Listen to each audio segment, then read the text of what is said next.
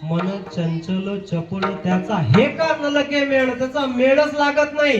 चंचल आहे, चपळ आहे. आपण कितीदा सांगतो महाराज, आम्ही कितीदा मनाला प्रयत्न करतो एकाग्र करून. संध्याकाळी बसतो आम्ही मांडी मारून देवाच्या पुढे, देवाऱ्याच्या समोर माळ हाती घेतो राजा. पण 108 मनी मोजता मोजता आमचं मन बरोबर 70-75 पर्यंत लागते. पण पुढे गेलो का मन अजिबात लागत नाही.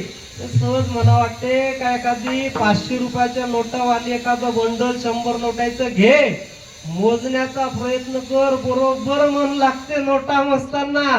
99 झाल्या तर परत मोजते, 98 झाला तर परत मोजते. मग म्हणते माणसानं ते चिटकली होती म्हणून मोजल्या गेली नाही. आणि 101 जर भरले का लगेच खिशात टाकून मोकळा होते.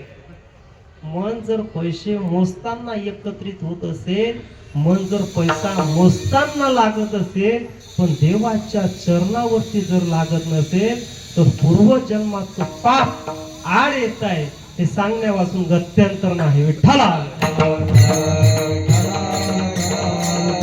कारण ज्याप्रमाणे एखादा रोगी असतो, त्या रोग्याला त्याला जर ताप आली असेल तर एखादा मिष्टान्न जर निघून दिलं आणि मिठाई खायला दिली तर मिठाई त्याला गोड लागत नाही. अंगात ताप असली तर मिठाई गोड लागत नाही. आणि अंगात पाप असलं तर अध्यात्म सुद्धा गोड लागत नाही.